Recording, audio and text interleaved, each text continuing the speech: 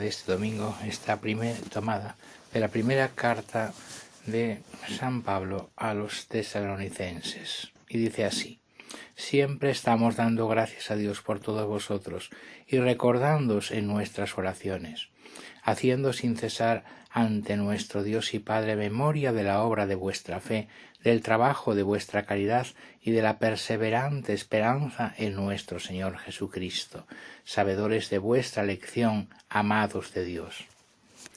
Pues nuestro Evangelio entre vosotros no fue sólo en palabras, sino en poder y en el Espíritu Santo y en plenísima confianza, pues sabéis cuáles fuimos con vosotros por amor vuestro. Os hicisteis imitadores nuestros y del Señor, recibiendo la palabra con gozo en el Espíritu Santo, aun en medio de grandes tribulaciones, hasta venir a ser ejemplo para todos los fieles de Macedonia y de Acaya.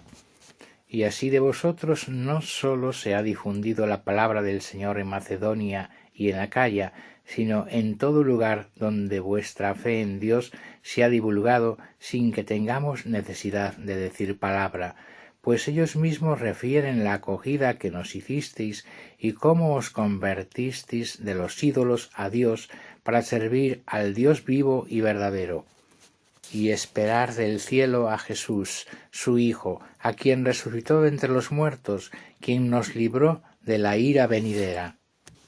El Evangelio está tomado de San Mateo y dice: otras parábolas le propuso diciendo: es semejante el reino de los cielos a un grano de mostaza que toma uno y lo siembra en su campo. Y con ser la más pequeña de todas las semillas, cuando ha crecido es la más grande de todas las hortalizas y llega a hacerse un árbol, de suerte que las aves del cielo vienen a anidar en sus ramas. Otra parábola les dijo: es semejante el reino de los cielos al fermento de una mujer toma y lo pone en 3 medidas de harina hasta que todo fermenta. Todas estas cosas dijo Jesús en parábolas a la muchedumbre, y no les hablaba nada sin parábolas, para que se cumpliera el anuncio del profeta que dice: abriré en parábolas mi boca, declararé las cosas ocultas desde la creación. Debido a la fecha de la Pascua de este año, como dijimos el domingo pasado, quedaron sin celebrar los domingos quinto y sexto después de la Epifanía, que la Iglesia celebra después del pasado domingo 23º post-Pentecostés. Por eso en este domingo sexto después de Epifanía, el Evangelio trata de la parábola de la mostaza, en una concordancia perfectísima con la epístola también de San Pablo a los tesalonicenses.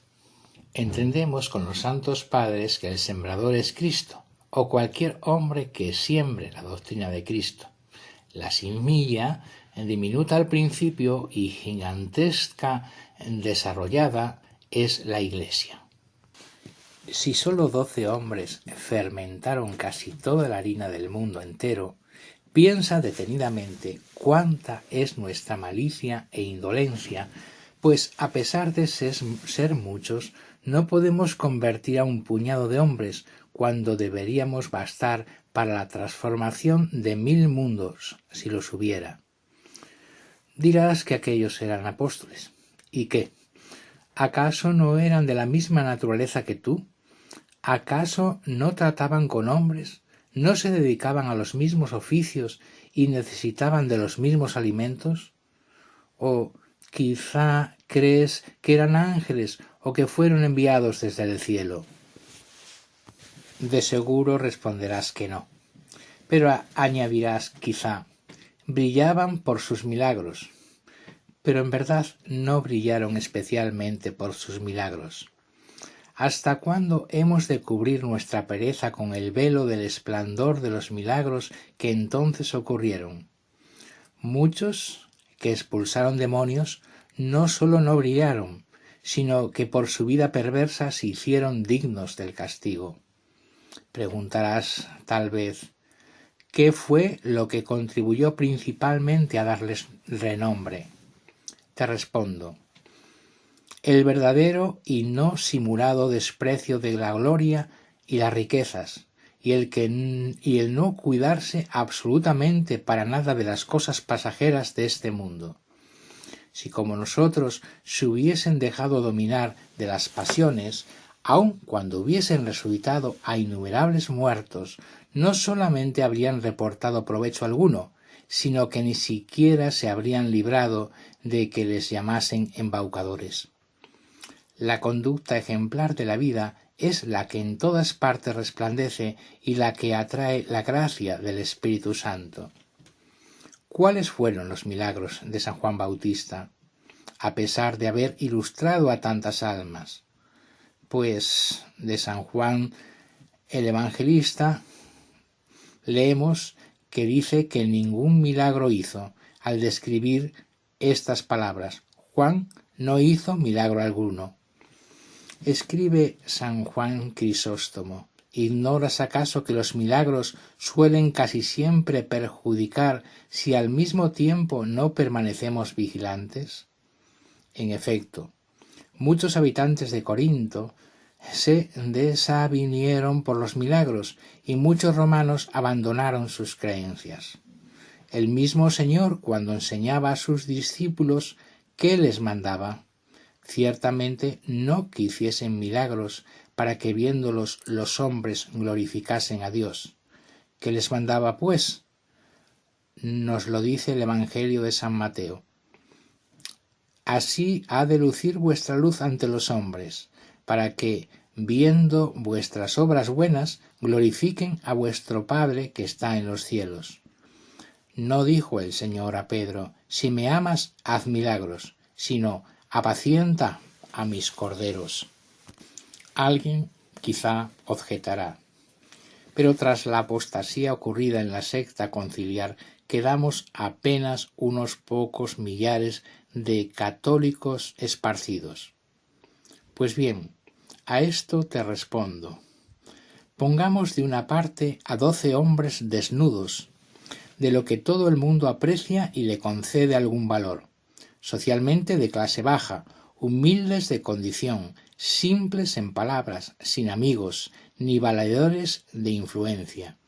Y luego, de otra parte, pongamos todas las monarquías y poderosos del mundo, y el poder de las grandes y falsas religiones ancestrales establecidas, y los sacerdotes de ellas y sus templos, y los demonios que en ellos eran servidos, y las leyes de los príncipes y repúblicas, que es como poner a nuestra vista aquí a 12 hombres humildes, y allí a todo el mundo, y todos los demás hombres, y todos los demonios con todo su saber y poder. Y veamos también el fuego que contra estos hombres humildes encendían los corazones contrarios, y que viendo la fiereza y amenaza de sus enemigos, no desistiesen de su pretensión. Y más aún, maravilla ver que tuviese ánimo de entrar en Roma, que entonces tenía el cetro del mundo, y era la casa desde la cual se dirigía todo el imperio. Así es como entró en Roma un hombre pobre, y decía a voces en plazas que eran demonios sus ídolos, y que la religión y vida que recibieron de sus antepasados eran vanidad y maldad. Pero ese hombre humilde conquistó Roma, y no lo dice sólo el testimonio de los hombres de la Iglesia, sino los mismos textos profanos. Tácito, refiriéndose al tiempo de Nerón, dice que en su persecución sufrió el martirio una multitud inmensa, y Plinio, en el año 97, presenta a Trajano sus dudas sobre la eficacia de la aplicación de la ley persecutoria a los cristianos, debido al gran número de los que peligrarían, diciendo: multitud de personas de diversas edades, categoría y sexo, y no solamente en las ciudades, sino en las aldeas y los campos, han sido invadidas por esta superstición contagiosa.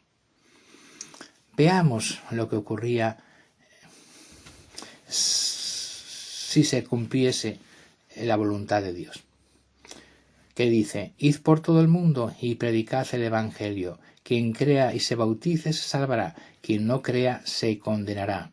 Veamos, efectivamente, lo que ocurriría en vez de dedicarnos a difamar y calumniar a los que nos han herido, capar mitras y gastar vanamente nuestra vida en YouTube, Te narraré la germinación para esto de un grano de mostaza cuya magnificencia has conocido.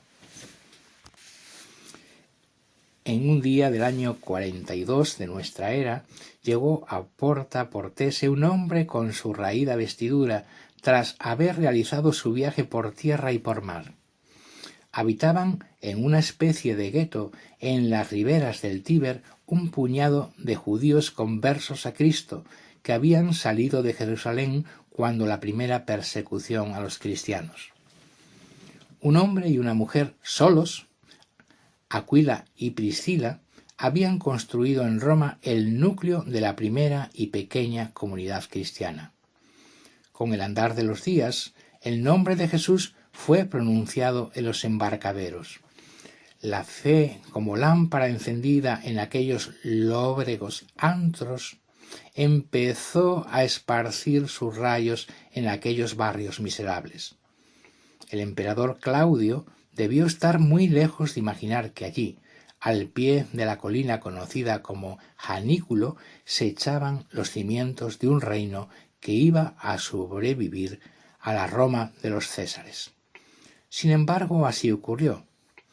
Si los romanos de las clases superiores se aventuraron a entrar en aquellos sitios donde se amontonaban los despreciables judíos conversos a Cristo, pudieron muy bien codearse con el hombre de raída vestidura, fundador del imperio que surgía en Roma, San Pedro.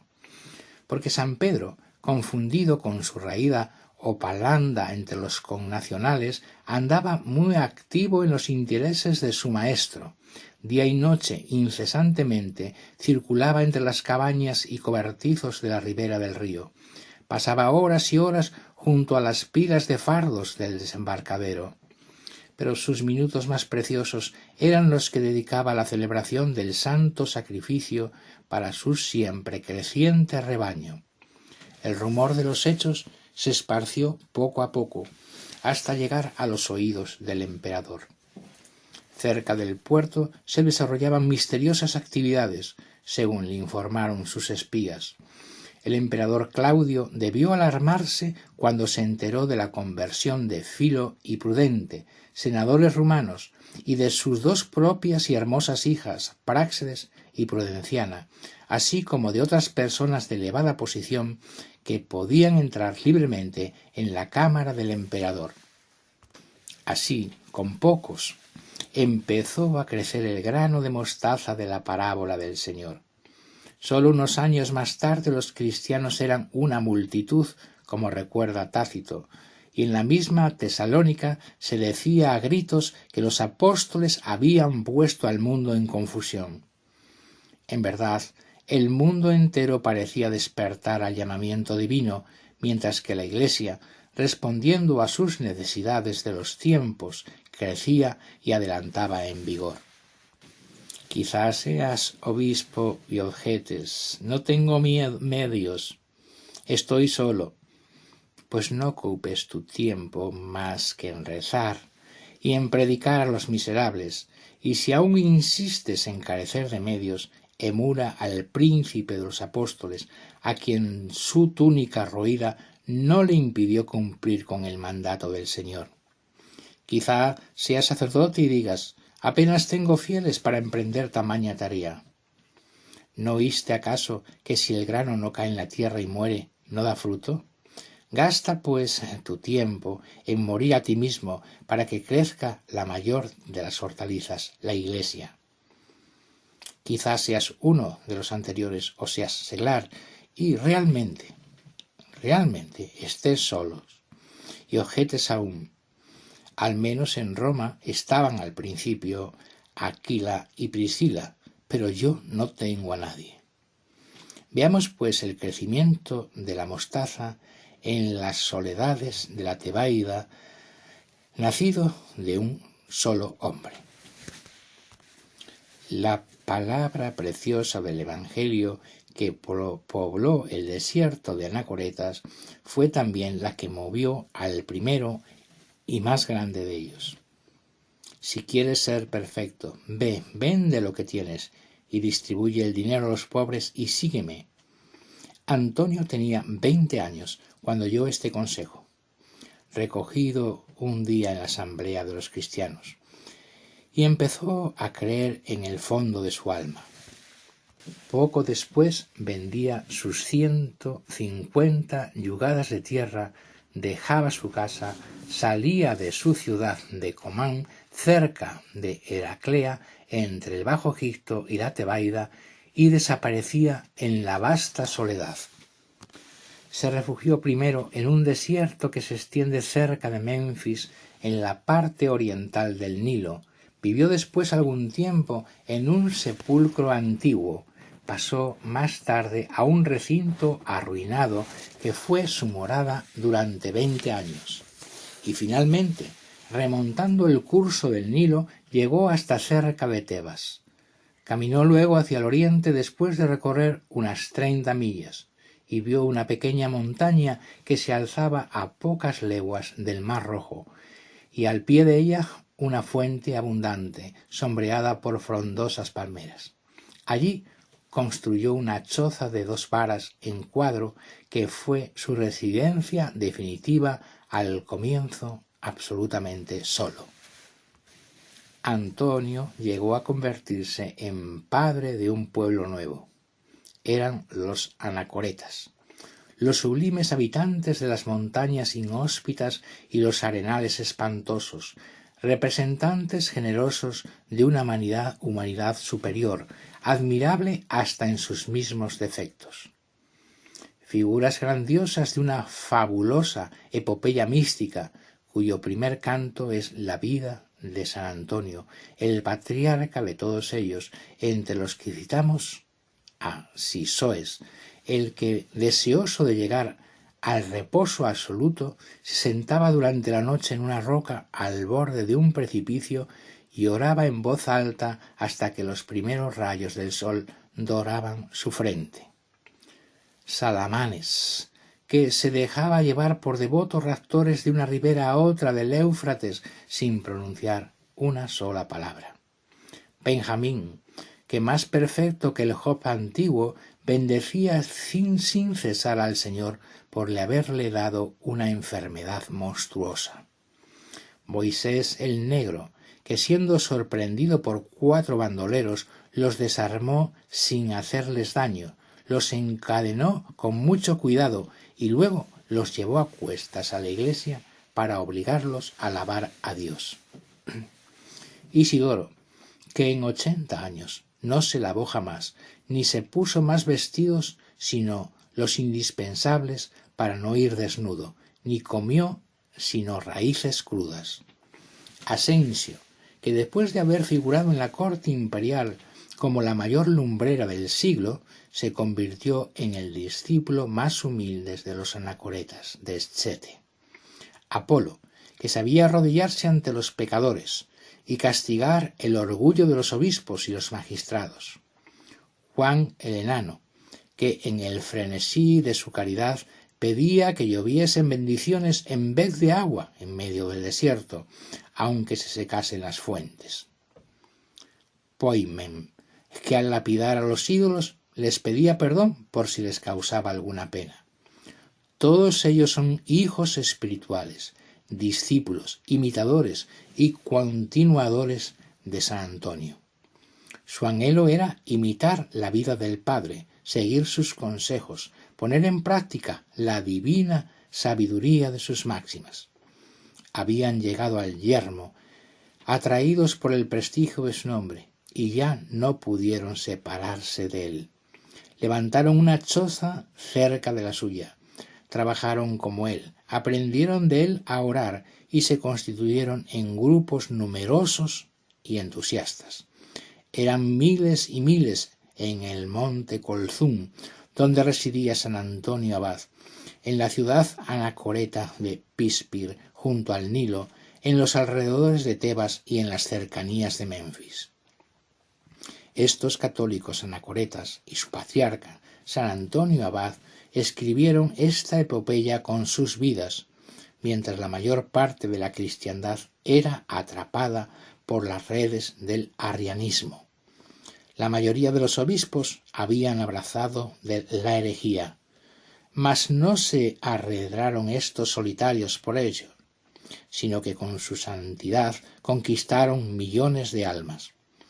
Cuando ante la herejía habían sucumbido el 98% de los obispos y San Atanasio entraban en Alejandría para recuperar su sede episcopal, un ejército desarmado le seguía.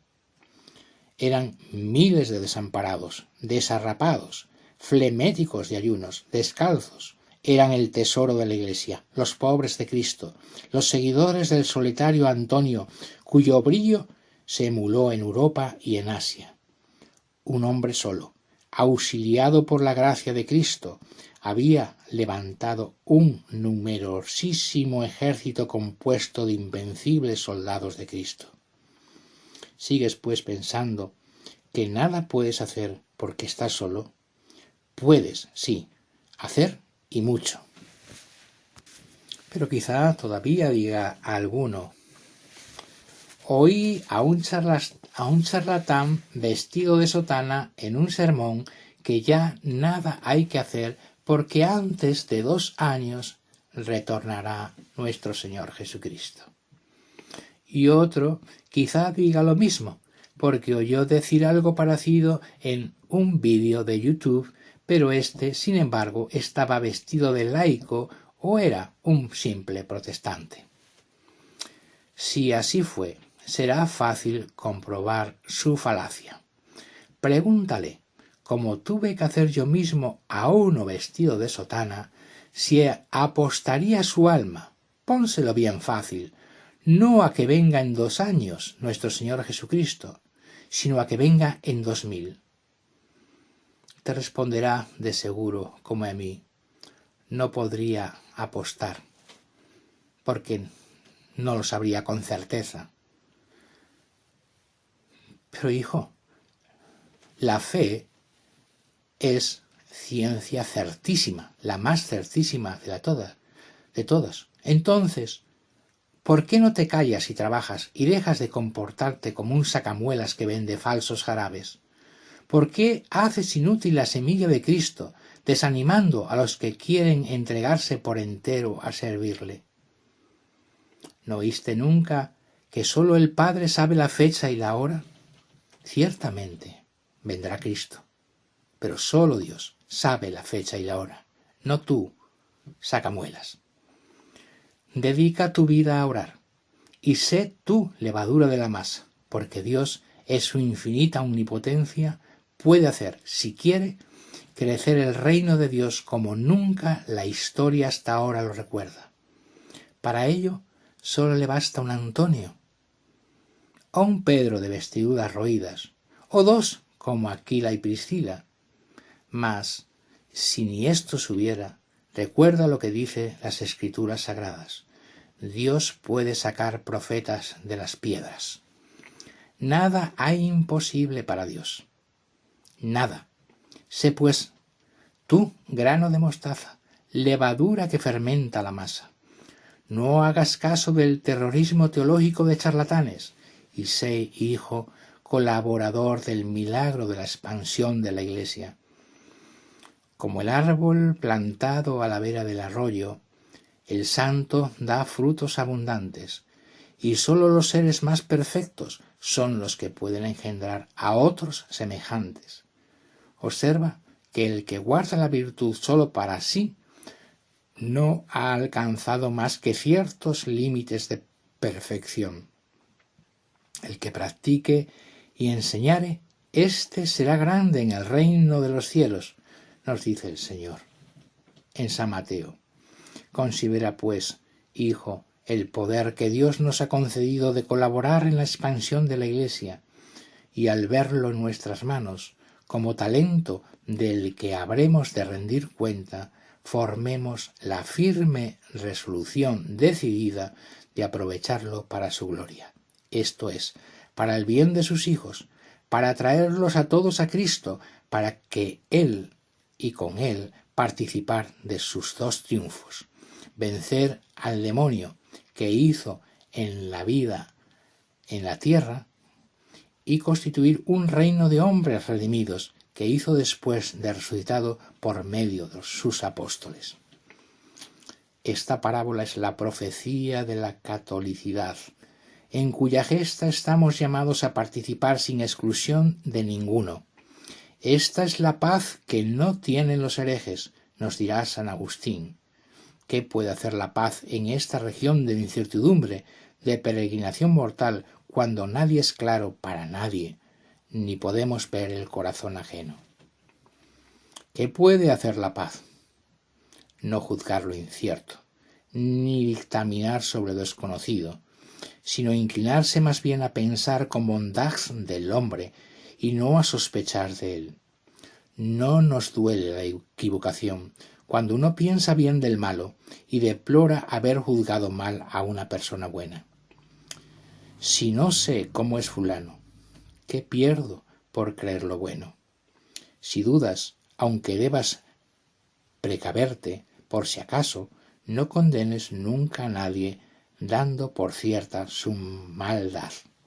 Esto es lo que manda la paz. Los herejes, aunque se consideren ellos mismos así católicos, no piensan así. Y sin conocernos, condenan a todo el mundo. Pero en fin, si no quieren creerme a mí, crean al Espíritu Santo que prometió Abraham, y se gloriarán en tu descendencia todos los pueblos de la tierra. No hay duda alguna de que esta descendencia es Cristo, porque no se refiere a muchas, sino solo a una. La Iglesia de Cristo es universal, y a ella han de venir todas las aves, todos los pueblos y etnias de la tierra. Hay pues mucho por hacer, y tú, hijo mío, has sido invitado a colaborar en esta grandiosa epopeya, en esta hora precisa de tu vida. Que la Virgen María ruegue por nosotros, para que ansiemos ser fermentos de la harina.